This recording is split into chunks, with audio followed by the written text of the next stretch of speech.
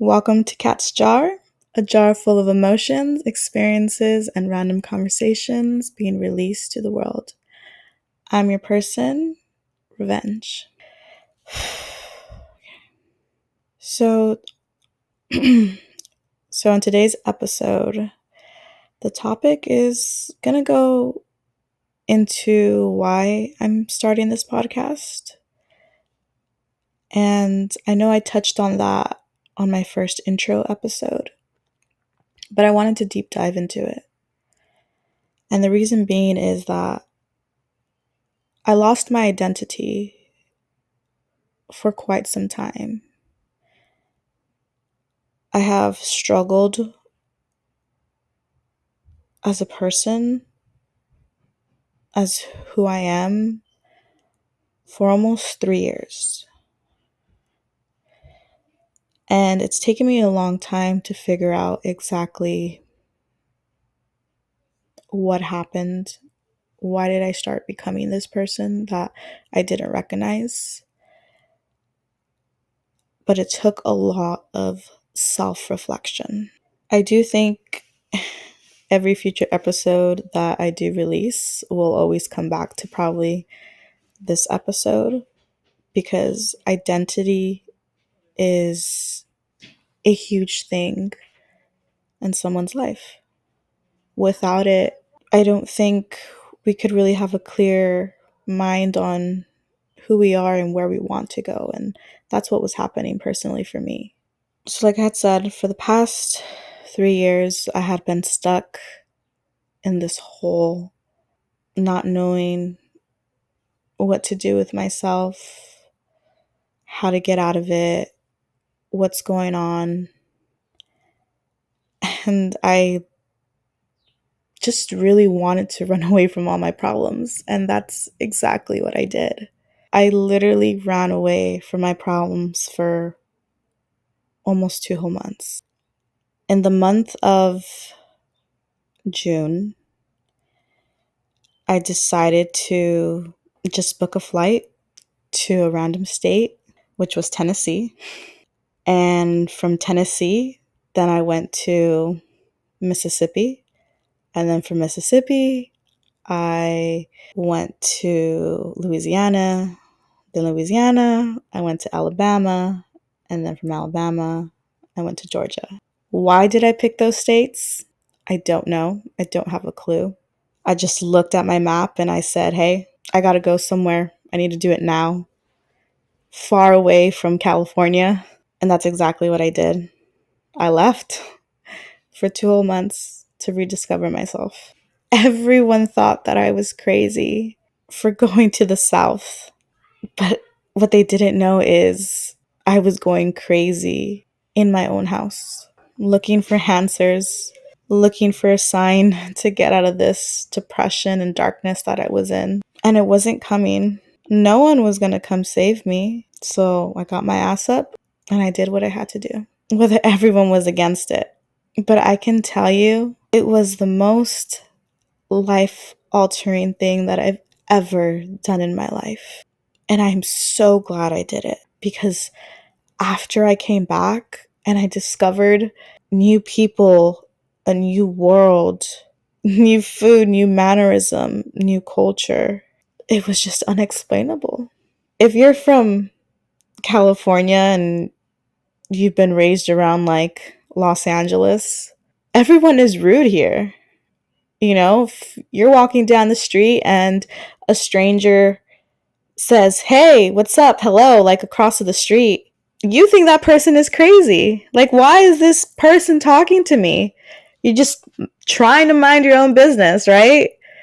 Like, I've done that before. Like, I don't want to talk to someone who's talking to me across the street because I feel like I could possibly be in danger. But when you go to the South and someone from across the street says, hey, good morning, or hey, what's up? It's like you have to answer. Because if you don't answer, then you're looked as someone mean and someone rude. And that's just how the culture is over there. And I love that. I love that I felt welcome everywhere. But I will deep dive on my travels at the States in a different episode. But getting back to the point, going over there, experiencing a whole new world, and then coming back home was very confusing to me. And it's like if I was drowning all over again. Because I realized coming back home, I was coming back to a person that I didn't recognize, a person where I couldn't be me without judgment. And that's what I realized what was so different. When I was gone away from home, nobody knew me. Nobody had to tell me, you can't do this, or that's not right. What you're doing is wrong. The way you look needs to be like that. I didn't have anybody yapping in my ear. I didn't have responsibilities over there. And as soon as I came back home, reality came crashing back down. Because then again, I had people telling me, I need to do this, I need to do that. Oh, I need to look like this or make sure I have these things in order. And it's exhausting. It's the family, it's the work, it's the dealing with your own health conditions, it's dealing with friends and relationships. All of that was just eating me up alive. I was losing myself completely. So, as I was struggling when I came back here, I said, no more. I can't. If I do not stand up for myself and do what I want, whether it might be a mistake, it's a mistake that I'm going to have to learn and live with. So I changed. I said that person that I am when I'm traveling is the person that I want to be 24/7 back home, where I don't have to feel like I'm putting up an act or that I'm being fake. I want to implement it through my everyday life. And that's what I did. I stood up to my family and I told them, X, Y, and Z about how I'm going to take charge of my life. Surprisingly, it was respected. Haven't had a problem with that, a really big problem with that since I've had that conversation with them. I've set my boundaries with my family, which has helped so much because I know that was a big factor of losing my self-identity. I've have separated myself from friendships that I thought were going to be forever, and that was painful. Those are painful.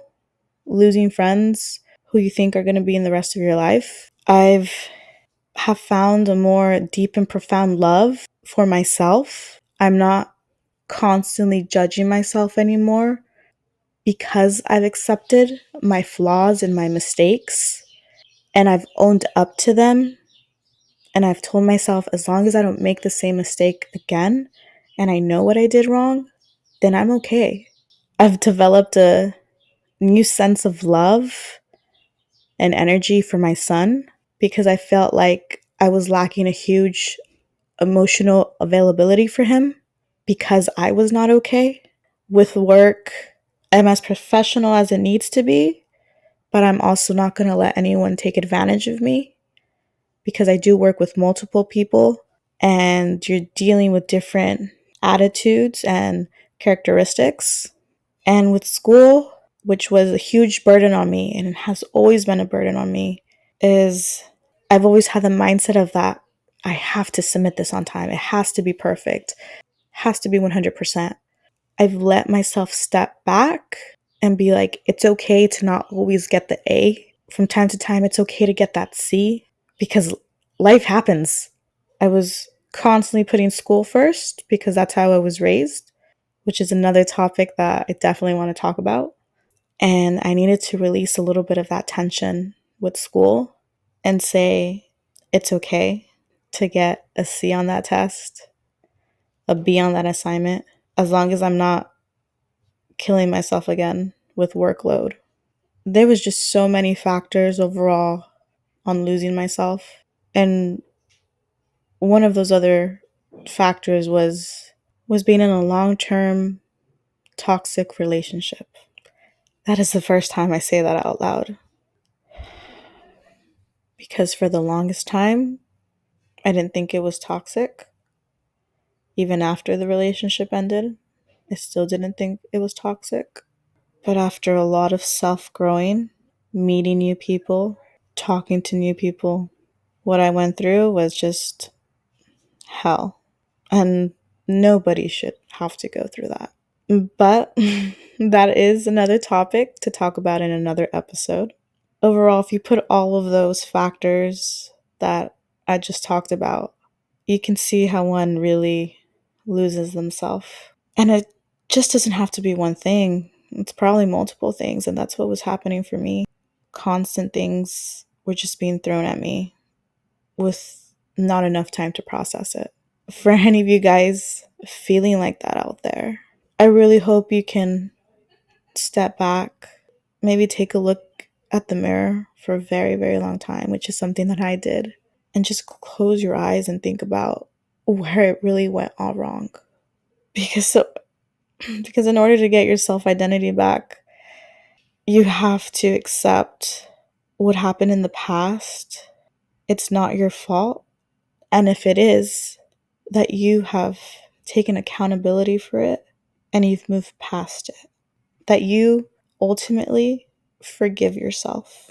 Whether it's that you wish that you should have been stronger in those moments, that you wish that you could have done this differently. Everything happened for a reason exactly the way it did. So move forward. Apologize to yourself. Create your boundaries and move forward.